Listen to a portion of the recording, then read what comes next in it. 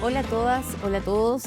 Muy bienvenidos a este nuevo Región F en esta 10ª temporada que seguimos celebrando de este programa maravilloso que hacemos entre la Escuela de Comunicaciones y Periodismo de la Universidad Adolfo Ibáñez, Soy Chile y el diario La Estrella de Valparaíso. Hoy día estoy solita, la Fabi no me pudo acompañar, está en otras tareas acá en la universidad, pero de todas maneras tenemos una tremenda invitada.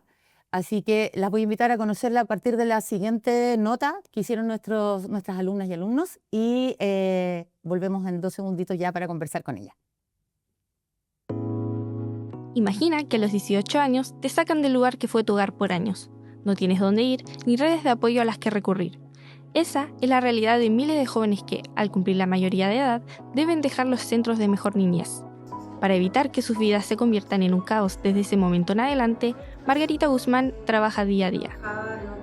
Profesora de formación, con un máster en Pedagogía Teatral en la Pontificia Universidad Católica, Margarita descubrió en el teatro una herramienta de reparación. Durante 6 años, acompañó a niños, niñas y adolescentes que habían sido víctimas de explotación sexual y allí comprendió que la confianza y los vínculos podían transformar destinos. Con esa convicción, creó en 2012 la Fundación Sentido, organización que hoy acompaña a jóvenes que salen del ex-ENAME y que a muchas veces quedan completamente solos al cumplir 18 años. A través de programas de vivienda de transición y un acompañamiento psicoafectivo, la Fundación busca que esos jóvenes puedan estudiar, desarrollarse y reinsertarse en la sociedad de manera sana y estable. Su labor ha sido reconocida con el Premio Mujer Impacta 2022 y como una de las 100 mujeres líderes por el Mercurio y Mujeres Empresarias, distinciones que confirman el valor de su trabajo en el que ha hecho de la esperanza y el amor un proyecto de vida compartido. Hola Margarita, ¿cómo estás? Hola, muchas gracias por la invitación. Estoy muy bien, muy feliz de estar acá. Buenísimo, bienvenida a este programa que además estamos de fiesta todo este año, porque estamos cumpliendo 10 años de entrevistas, así que vamos a estar haciendo harta actividad y les vamos a ir contando todas las entrevistas. Súper. Y lo primero que te quería preguntar, tú has tenido, como lo vimos en la nota, una experiencia bastante amplia trabajando con niños, niñas, adolescentes ligados o a Sename o a Mejor Niñez. Hemos sabido por las noticias que tanto no ha cambiado al parecer todavía el sistema. ¿Cómo lo ves tú? Porque con tanto tiempo tú llevas ya una trayectoria que en el fondo tú has visto este cambio, Sí. lo has visto ahí donde las papas queman. Sí. Mira, nosotros empezamos en un hogar masivo que existía en Pudahuel, en Santiago, en donde vivían entre 100 y 120 niños, niñas y adolescentes de entre 12 y 18 años, ¿ya? O sea, vivían en un hogar que era como infraestructuralmente hablando como un colegio, ¿ya? Pero vivían en pabellones como de 40, muy difícil de controlar una situación con tantos niños y niñas con dolores profundos, con pena. Entonces era un sistema bastante controlador, bastante carcelario, la gran mayoría no estaba escolarizado, y con mucho tiempo de ocio, mucho tiempo de compartir las penas, poco tiempo de desarrollo. Y ahí fue donde nosotros partimos haciendo estos talleres de preparación para la vida interdependiente a través de oficios, ¿ya? ¿Cómo ha sido el cambio? Bueno, primero aclarar que nosotros trabajamos solo con protección, ¿ya? Que antes Sename tenía infracción y protección. Claro, lo tenías juntos, digamos. Ahora Claro. se supone que están en... Se separan y que Claro. infracción es justicia y protección el Ministerio de Desarrollo Social. Y ahí es donde se convierte en Mejor Niñez, hace ya un poco más de 3 años.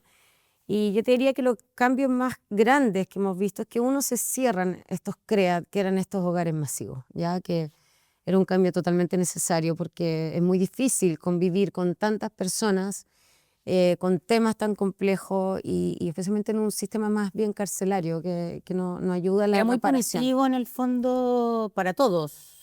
Es que es difícil controlar situaciones de jóvenes que de alguna manera están seteados para la ley del más fuerte, por mucho miedo, por haber sido muy vulnerados, muy abusados. Entonces temen a volver a ser vulnerados. Entonces hay una ley ahí un poquito del más fuerte en la que se hace muy difícil para ellos convivir también, especialmente porque no había un acompañamiento de reparación del daño así focalizado y con una planificación y una metodología muy concreta. Entonces una vez que se separan, se rompen estos hogares masivos y se convierten en residencias familiares. Yo te diría que ese es como uno de los grandes avances. Ahora los hogares no pueden tener más de 20, salvo ciertas excepciones, y eso cambia el sistema en un lugar importante. Espera, ¿y se ha visto ese cambio también en los niños, niñas y adolescentes? O sea, ¿se ha visto como un cambio en el que a lo mejor se ve menos miedo, donde a lo mejor han podido ocupar el tiempo ocio de manera más productiva, más en el sentido de que aprendan, más enfocados en que mantengan su escolarización, etcétera? ¿Se ha visto como el cambio en los chicos también y chicas? Es que yo creo que inevitablemente cuando ya tú tienes una residencia en la que tú tienes a cargo a 20 y no 120, inevitablemente hay un cambio porque tú ya los puedes ver más en su particularidad, ¿ya?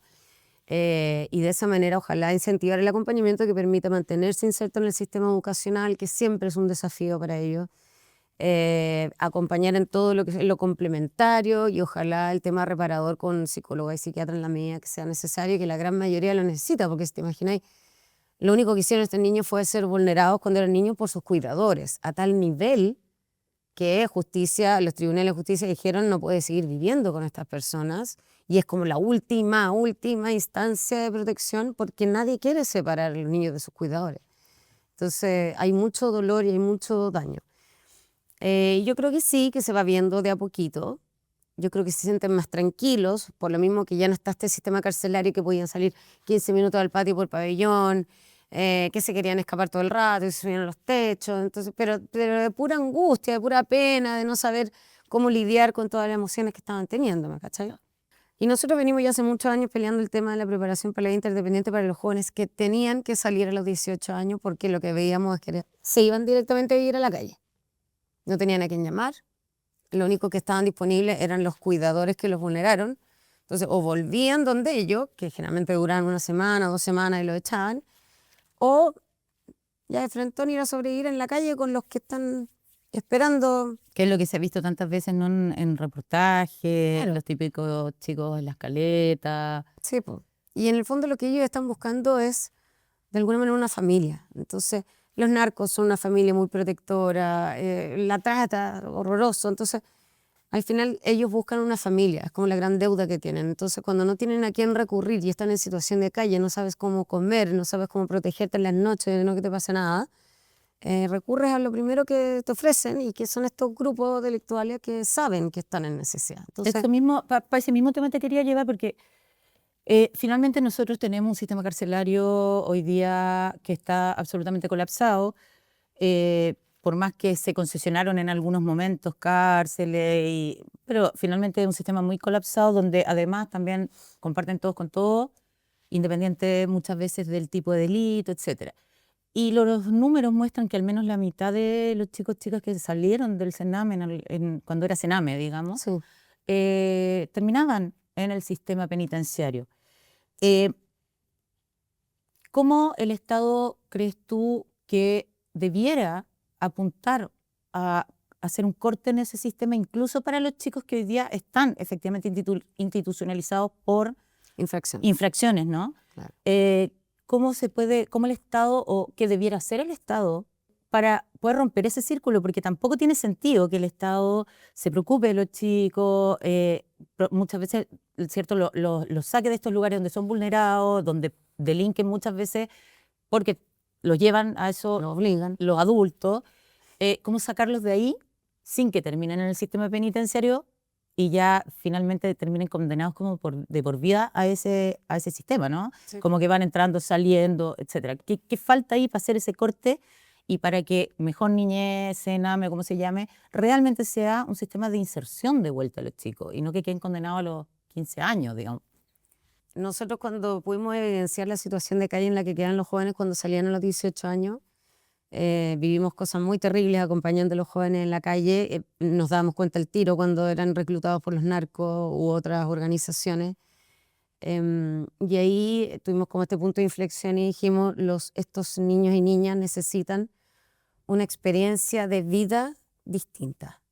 No solamente una casa cuando salen los 18 años, porque si lo mandáis a la calle no les podéis pedir nada, o sea, ya no hay nada. O sea, ¿cómo le pedís que estudie? ¿Cómo le pedís que trabaje? Si no Claro, está preocupado de qué comer. Busca trabajo y ni siquiera muchas veces terminaste el colegio, digamos. O sea, Y no tenéis dónde ducharte, no tenéis nada, entonces no tenéis ningún tipo de herramienta. Entonces, que hay muy condenado a la calle. Entonces, lo que nosotros dijimos, estos jóvenes necesitan, bueno, primero una vivienda de transición, después de los 18 años, pero necesitan tener una experiencia amorosa, totalmente nueva, ¿cachai? Yo creo que todavía nos ha costado, y ahí creo que no hemos avanzado mucho, nos ha costado entender que el acompañamiento en general, porque creo que como idiosincrasia somos súper coercitivos, somos castigadores, buenos para el castigo, para la amenaza. Nosotros hemos comprobado que eso no sirve para nada, solo crea distancia, crea desconfianza, resistencia. Entonces nosotros dijimos, nosotros vamos a armar una casa, pero que sea una casa tapada de amor. Y esa es lo que marca nuestra metodología, es en donde nosotros les enseñamos en conjunto a tratarnos con respeto, a que si ya te descontrolaste y toda la cuestión, tú tratáis tu pausa y después volví y pedís perdón y retomáis las relaciones, donde hay oportunidades, donde la equivocación es parte de la vida y yo no te voy a estar retando, te voy a explicar qué significa equivocarse. donde la frustración también tiene que servir para aprender. Exacto. Pero yo te diría que nosotros en la vivienda de transición ya a los 3 meses nosotros vemos otra actitud. Llegan muy, muy desconfiados, muy asustados, muy cuestionadores de esta metodología, pero ya cuando ven que los que llevan más tiempo tienen la confianza, se acercan a nosotros de una manera distinta, se van abriendo más fácilmente a confiar en este nuevo espacio que es distinto, que es muy amoroso, de mucho afecto, afecto físico, ¿ya? Y muchos de oye, quiero hablar contigo lo que pasó, ya me voy a decir que me tengo que ir. No, ¿cómo te voy a decir que te tenés que ir? Quiero hablar contigo lo que pasó, explicarte que el error es parte del aprendizaje en la vida, que si no nos equivocáramos no aprenderíamos, una manera más rápida de aprender, a veces más dolorosa, pero así es. Yo te invito a que te trates bien a ti cuando te equivoques, que no te trates mal, que confíes en nosotros cuando quieras hablar. En el fondo es otra metodología que viene a romper los esquemas de la amenaza, del castigo, de si haces esto te va a pasar esto otro, que en general pues, es súper estresante vivir así con mucho Y que miedo. también tiene mucho que ver también con una de las grandes diferencias que tienen como de base, ¿no? Sí, Porque es muy distinto un chico que tú le pides, anda al colegio, mantente escolarizado, piensa que vaya a estudiar, cuando tenés una casa donde te abrazan, exacto. donde si por ahí te retan, es un reto con cariño, pero los chicos vienen sin esa base. Sin esa Entonces base. tú le tienes Tenés que claro, entregar esa base a los 18 años. a los 18 y tenéis que convencerlos de que funciona. Entonces en ese sentido nosotros no solamente estamos tratando de evitar que ellos lleguen a infracción en algún minuto, que por supuesto, pero nosotros queremos que sus hijos tengan una experiencia de vida distinta a la que tuvieron ellos. Y eso es lo que ya 5 años de las viviendas de transición podemos ver, los jóvenes tienen sus hijos, se mantienen vinculados a la fundación, somos una familia, y tú ves el discurso de ellos, como te dicen, yo no voy a repetir la historia. A mí me pegaban porque se me cayó un vaso. Siempre fue mi historia, los gritos, el maltrato. Este niño no va a vivir eso. Entonces, ahí tú ves cuando efectivamente el impacto es profundo y el amor, que es tan ninguneado el amor, tan menospreciado el amor. Exacto. Nosotros hemos demostrado que la metodología del amor es la que logra hacer estos cambios profundos que permiten redireccionar la vida y aspirar a una vida distinta. Me imagino que tú tienes cierto presupuesto que te limita también la posibilidad de poner más casas con el sistema. Y en paralelo tú has planteado y has hablado de un proyecto de ley que haga de esto algo básico y Financiado. asegurado para todos y todas estos chicos, ¿no? ¿Qué expectativas tienes con eso? Bueno, nosotros ya hemos pasado 3 gobiernos, llevamos 13 años peleando con muchas promesas en cada uno de los gobiernos, y la verdad que el nivel de frustración ya era, pero máximo. Y este año estábamos en un minuto de inflexión porque efectivamente nosotros nunca hemos recibido aporte del Estado para financiar estas viviendas de transición porque es una política que no viviendas son existe. ahora?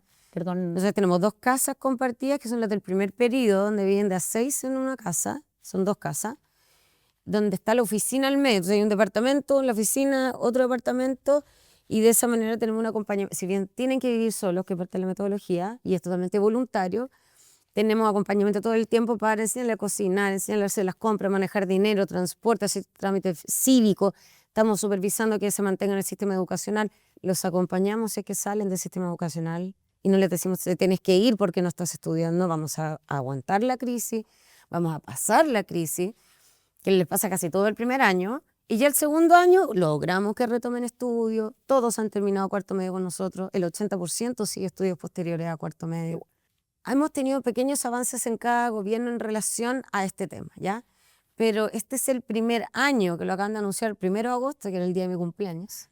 Anunciaron el primer modelo de viviendas de transición financiado por el Estado, que es un programa de 10 jóvenes en 2 viviendas de transición, con una serie de profesionales asociados a ciertos cargos, que vendría a licitarse durante agosto-septiembre por primera vez, en donde al parecer el compromiso de licitar en todo el país, en todas las regiones que tienen hogares, y se invita a organizaciones como nosotros a licitar estos proyectos y a ejecutar, pero financiados por el Estado. Entonces, una tremenda noticia. Esto ha sido una historia muy triste para el país, el tener que enviar a jóvenes a condenarse a vivir en la calle solamente por haber sido vulnerados cuando eran niños, sin haber hecho nada más que eso, y con las consecuencias posteriores que tenía para ellos y para la sociedad en general.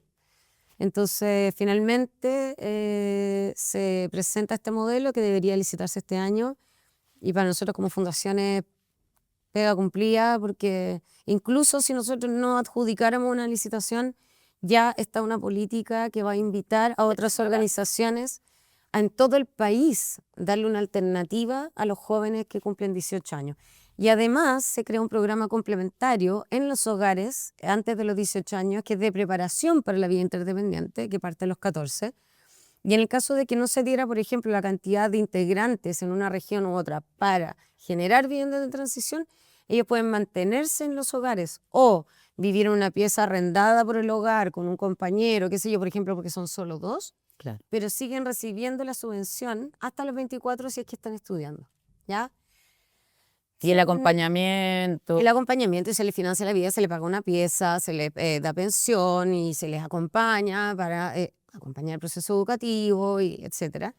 Y entonces tenemos ahora como esa modalidad, en el fondo van a poder permanecer de alguna manera coordinados por el hogar en distintas modalidades o dentro del hogar, que es lo que no se recomienda mucho. Se recomienda que salgan después de los 18 a otro espacio, o en las regiones que haya más necesidad, generar estos programas de vivienda de transición que ya son mucho más focalizados, viven solos, es voluntario y tiene una serie de características que son muy importantes para que sea una transición en la autonomía progresiva acompañada. Y este modelo, ¿tú de dónde lo sacas? Porque te basaste en experiencias de otros países. Sí. Y yo echaba como el cassette para atrás, y bueno, dije cassette, así que ya mi carnet va rodando. Y me acordaba que en algún momento las aldeas SOS tenían algo similar. Sí. Porque me acuerdo haber ayudado a preparar chicos para la preaptitud, de nuevo mi carnet va rodando, y tenían como un sistema de acompañamiento cuando ya cumplían los 18 y ya empezaban como a independizarse. Sí. ¿Hay algo de eso también? ¿De dónde sacaste también otras ideas? ¿Cómo llegaste? A ver, esta ley de que los jóvenes tienen que estar en el sistema de protección hasta los 24 si es que están estudiando lo que sea, era propia de la ley del Sename. Lo único que necesitaba era un certificado del Ministerio de Educación, ¿ya? O sea, tenía que ser algo avalado por el Estado. Cuando cambiamos la ley, quitamos ese requisito de estudios del certificado del Ministerio de Educación, y pueden estar estudiando peluquería, pueden estar haciendo un curso de grupo de horquilla, pueden estar preparando un preuniversitario. Y eso con mucha fuerza hemos peleado para que se cumpla, porque ¿qué es lo que pasa? Que a los 18 años sí o sí, tribunales los egresa del sistema por mayoría de edad, pero eso no implica que lo egresen del sistema de protección, ¿ya? Pero eso es una nueva instalación que ha costado mucho que se implemente, porque no está bien educada la ley en el sistema en general. Entonces, cuando tribunales egresa, los hogares dicen, ok, se egresó, se va. Y eso pasa cuando no están estudiando. Esa es una yayita que tenemos hoy día que es terrible, porque... Y perdón, y si dicen no están estudiando, entonces quiere decir colegio, nada, peluquería, horquilla, lo que tú queráis. Pero eso, por ejemplo, en el sistema antiguo eso no... No, en el sistema antiguo no, pero sin embargo el DEA sí hacía mucho la pega de tratar de mantener eso para lograr que ellos se pudieran mantener. Entonces, en la medida que lograban que se mantuvieran estudiando, efectivamente, Aldea, particularmente hace mucho tiempo, hace eso, hacía esa pega. Perfecto. Pero hoy día, en el fondo, lo que tenemos que lograr también es que esta ley se eduque para que no se generen estos egresos, porque cuando tú egresas a un joven del sistema ya no puedes volver a integrarlo. Entonces hay que estar muy alerta a explicar que los jóvenes sí se pueden mantener y es su derecho en la medida que estén estudiando. Pero ahora paralelamente estamos haciendo mucho lobby, mucho trabajo para que a través de la ley de armonización, que tiene que armonizar la ley de garantías con la ley del servicio y la ley que subvenciona a los colaboradores, estamos intentando hacer un cambio ahí para que se les apoye hasta los 24 años, estén o no estudiando, ya sea que estén tratando de insertarse laboralmente, porque no porque tú decidas estudiar, o sea, trabajar, vaya a estar insertado de un día para otro. O sea, los primeros trabajos duran 3 días. Sí. Y tienes que pasar por todo un proceso de estabilización y de aprender a lidiar con jefaturas, con horarios, con miles de cosas que también se acompañan. Entonces lo que nosotros estamos peleando ahora es que a través de esta ley de armonización se elimine ese requisito de estudio y se incorpore que también puedan permanecer jóvenes que estén en algún proceso de inserción laboral que también requiera acompañamiento.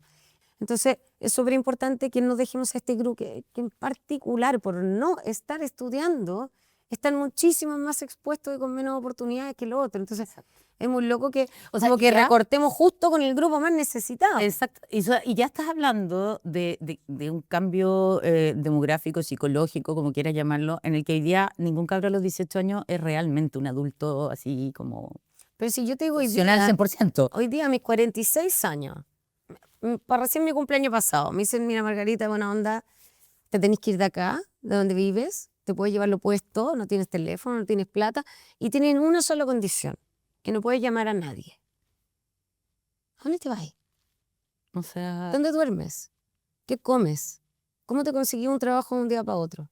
Si además no tenés dónde dormir, no tienes dónde asearte, no tienes nada. ¿Cachai? Yo, a mis 46 años, después de haber tenido una vida hermosa, familiar, poder desarrollarme, estudiar, trabajar. Imagínate un joven que además no solamente lo expone a esa situación de abandono absoluto, sino que si te viene una pena de decir, es verdad, no tengo a quién recurrir. te quiero llevar a un tema que es aún más complejo de todo lo que hemos hablado y que tiene que ver con las redes de explotación sexual de niños y niñas que están institucionalizados y que pese al cambio de sistema todavía sigue saliendo cada tanto algún hecho complejo donde incluso ha habido personas que dirigen los centros que han estado involucrados en estas prácticas. Los números que encontraron los chicos, entre 2022 y 2023, más de 2.200 niñas, niños y adolescentes fueron víctimas de explotación sexual, con un incremento del 29% en ese periodo. Y 296 de esos casos fueron en centros residenciales donde ellos eran protegidos por el Estado. O salieron de ellos, se arrancaron, pero estaban protegidos por el Estado de alguna forma. ¿Cómo les toca lidiar con eso a ustedes también? Porque eso es parte de esta mochila gigante que traen estos niños, ¿no? Con todas sus experiencias buenas, malas, más o menos, pero muchas malas también desde chiquititos muchas veces. Yo me imagino que ustedes trabajan con psicólogos, pero son traumas que ellos también traen en la mochila, ¿no? Y traumas muy duros. No, terrible. Bueno, yo entré a esto porque yo partí haciendo teatro reparador en explotación sexual infantil, ¿ya? Y ahí descubrí el mundo de los hogares, porque la mayoría de los niños y niñas que eran explotados sexualmente eran por sus cuidadores. Entonces el Estado los separaba de sus cuidadores y los llevaba a vivir en hogares. Entonces yo entré por esto a los hogares y estuve trabajando con la ONG Raíces, que se especializa en el acompañamiento y la reparación de la explotación sexual infantil. Cuando tú eres víctima de explotación y abuso sexual cuando eres niño, es muy difícil lidiar con esa experiencia en cualquier tipo de relación posterior. Muchas veces la explotación tiene un concepto que es distinto al abuso. La explotación, yo como víctima no me considero una víctima porque yo tomé una decisión de hacer un intercambio, ya fuera por plata, ya fuera por alojamiento, ya fuera por protección, ya fuera por lo que sea. La víctima no se considera víctima porque ella siente que Tomó una decisión y tuvo un intercambio a cambio de eso. ¿Ya? Entonces no es víctima, que es mucho peor, es responsable de las violaciones y todo lo que vivió. ¿Ya? Entonces ahí hay un tema de reparación mucho más profundo y mucho más doloroso que cuesta mucho más, cambiar, o sea, tenéis que cambiarle la narrativa que tiene en su cabeza de que ella fue una víctima, él o ella fueron víctimas de esta situación, que no optaron por esto, que no se culpen, que no se castiguen. Hay un tema súper profundo. Porque además, o sea, también depende de la edad del chico, chica. Sí, O sea, muchas veces esa como decisión responsable no tiene ni una validez, digamos. exacto. Pero además que los cafiches, por decirlo así, les hacen el seguimiento. Entonces saben que se fueron a un hogar. Claro. Entonces después las chicas o los chicos se fugan y ellos están afuera, los están esperando para que se puedan ir a alojar, ir a carretear, cuando se escapan, tráete un amigo, Y tráete entre una ellos mismos amiga. están, claro. Y entre ellos se están invitando y los meten en el mismo círculo, pero porque es lo que conocen, ¿cachai? No tienen otra experiencia y tampoco la juzgan como uno le podría decir, oye, está súper mal, te está haciendo daño, porque ellos creen que están optando. Y no son muchas veces conscientes del dolor y el daño que están incorporando en su cuerpo. O sea, hay que estar muy encima, no hay que castigarlos por esto, hay que explicarles lo que pasa.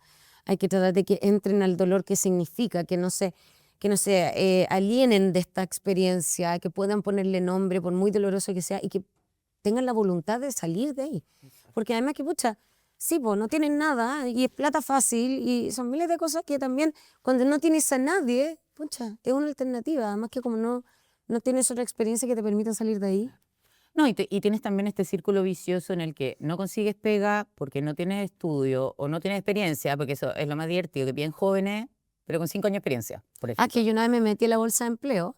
Yo dije, ya, ¿cuántos empleos hay para jóvenes que no tienen cuarto medio y que no han trabajado nunca?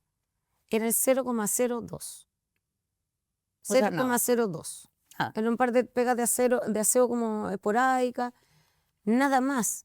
Luego si ya le agregaba el cuarto medio, subía un 0,03, porque la experiencia es fundamental. Entonces, ¿cómo tú partes? Exacto. Si te exigen experiencia desde Y el la día uno. estigmatización también. Y la estigmatización también. Acá nuevamente tenemos este círculo vicioso donde no sabemos si es primero el huevo o la gallina, ¿no? Sigue habiendo una repetición de patrones que hace que sigan siendo los mejores puntajes los de colegios privados pagados, digamos, y luego los colegios subvencionados, que son los que más tienen acceso a gratuidad, normalmente los chicos que más tienen acceso a gratuidad, y algo que viene de colegios del Público, Estado, claro. ¿cierto? Pero estos chicos muchas veces ni siquiera han terminado cuarto medio, no tienen una familia tampoco que los empuje, ¿cierto?, a estudiar algo, sea universidad, sea peluquería, sea lo que sea, como tú mismo planteabas, pero no vienen con esa base. Entonces parten como con esta desigualdad de cuna. No hay libro en la casa, no hay papás que, te invento, no sé, que le lean antes de dormir y por lo tanto el chico va haciendo esto, va generando lenguaje. Toda esa base que para algunos puede ser muy normal, no lo es. ¿Cómo vas trabajando esa desigualdad de cuna? Más lo mismo que planteábamos recién, el tema de la falta de trabajo para los chicos y todo. ¿Cómo lo vas trabajando para que ellos logren tomar una decisión en la que los acepten y puedan empezar a caminar solos? Ya, dos elementos, el autoestima, el desarrollo de la autoestima y el amor. Nosotros, por ejemplo, nos llegó un joven que estaba terminando cuarto medio el año que entró y se echó cuarto medio. Él nos dijo, yo no voy a tener un título de algo que no representa lo que sé. Entonces tampoco quiero sacar un título porque no corresponde a un cuarto medio, entonces no lo puedo hacer. Y renunció. La mayoría tienen las crisis estos primeros años. Y fue un trabajo constante de mostrarle todas las virtudes que tenía, todas las habilidades que tenía. Al siguiente año lo volvimos a inscribir en cuarto medio, terminó cuarto medio, se inscribió a estudiar turismo y hotelería en un instituto. Al año era el coordinador estudiantil del curso, brilló, se llenó de amigos.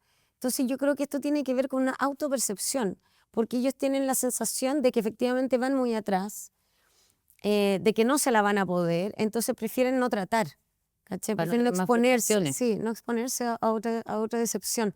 Entonces, cuando tú trabajas, pero constantemente hay que ser así, pero muy consistente en esto, es mirarlos con amor, acordarse de cada cosa que te contaron. Oye, ¿cómo te fue el otro día con tu amiga que me contaste, que no sé qué? ¿Cómo te fue en la prueba? Supe que te fue increíble, felicitaciones.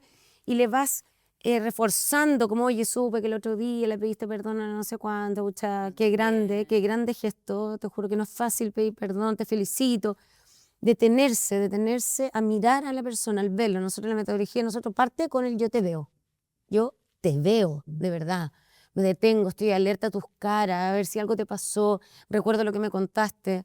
Y te hago sentir importante porque hay un otro que te está viendo. Y en la medida que tú logras que esa autopercepción del joven mejore, va a tener una mejor disposición al tremendo desafío de la educación, cuando, como tú decís, tiene toda la carencia para atrás que no tuvo y que no tienen en general los que vienen en contextos familiares. Un mensaje que le mandarías cortito a estos chicos, chicas, no los que a lo mejor ya están y ya los conocen y conocen la metodología, sino los que vienen.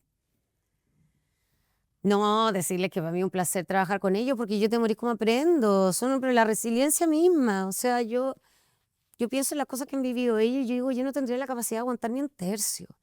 Y ahí están y le ponen ganas y a veces tienen pena y se les derrumba todo y tienen crisis, pero vuelven a intentar y tú ves cómo redireccionan tu vida. Entonces, decirle a los chicos que vienen que la vida les va a dar oportunidades, que hay gente que quiere y puede ayudarlos, que no todos los adultos estamos aquí para hacerles daño, que van a haber políticas que los van a acompañar y que confíen en sus habilidades, especialmente en las habilidades de seguir adelante a pesar de las dificultades.